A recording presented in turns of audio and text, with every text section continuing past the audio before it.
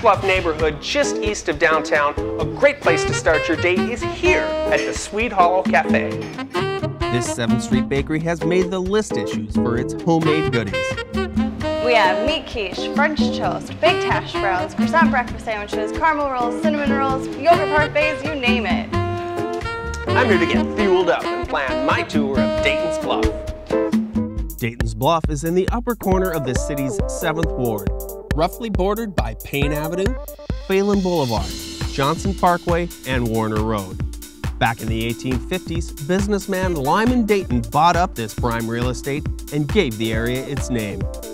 Lyman Dayton and the city's early tycoons lived in mansions on the river bluffs overlooking downtown.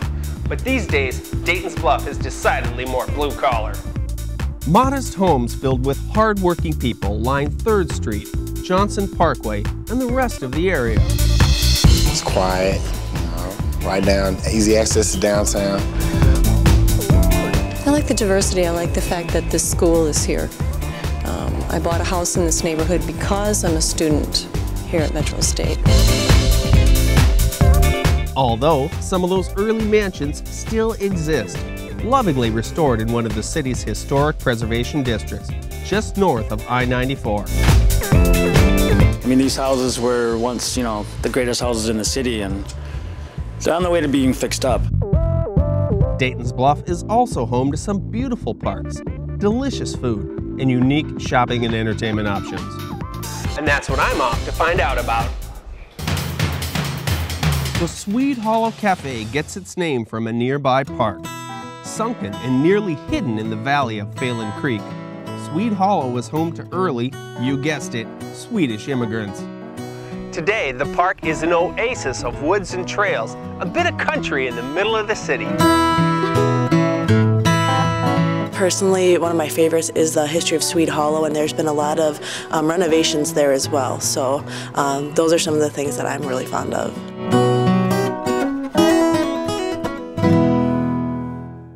Follow the trail south out of Sweet Hollow, and you'll find yourself here in the Bruce Vento Nature Sanctuary, named in honor of the congressman and champion of the outdoors.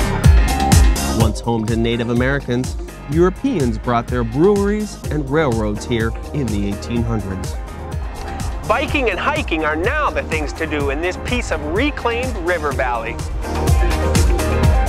The Bruce Vento Nature Park is awesome, walking around, and it's nice out. I like how that's a park now and used to be just railroad tracks when I was a kid. Perhaps the greatest view in Dayton's Bluff is not of Dayton's Bluff at all.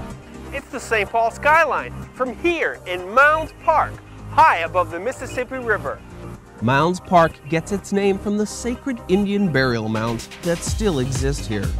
Now, the park is popular for picnics, and the stunning view makes it one of the spots to take in the 4th of July fireworks, launched upriver near Harriet Island. It's got a beautiful view, got a picturesque view, so definitely a wonderful place. Everybody should go over there and walk around those sidewalks. Mounds Park is really nice. All this outdoor recreation has got me hungry.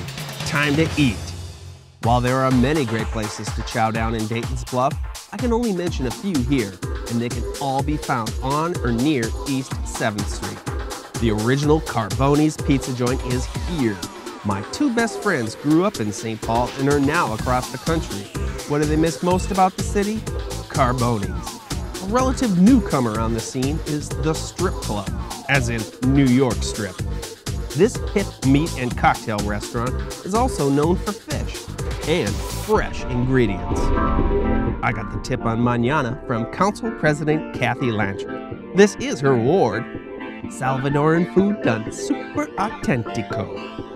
Head to the somewhat desolate end of 7th and you'll find St. John's Church and Pastor Lucius Hamilton.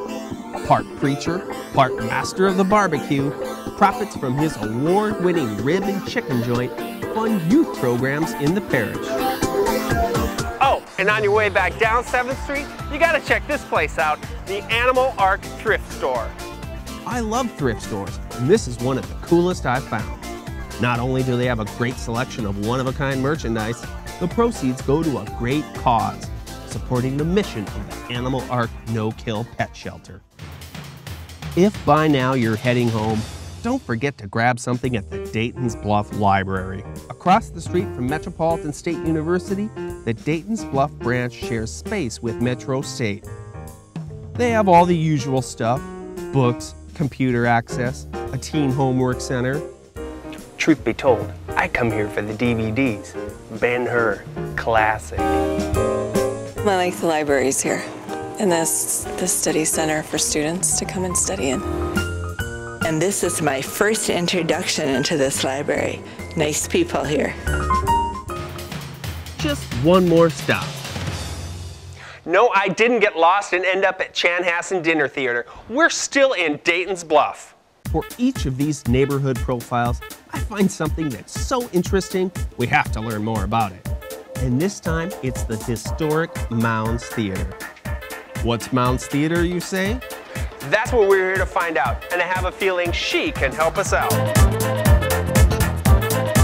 This is Rayanne Ruth, and she helps run this Art Deco landmark. First off, Rayanne, tell me about this great building. Well, it was built in 1922 and it was used for vaudeville. And in 1999, the owner, George Hardenberg, gave the building to the Portage for Youth, the organization that I started in 1993. 5 of us, which was the 5 over 50 group, which we called them, and my daughter, worked on the rehab.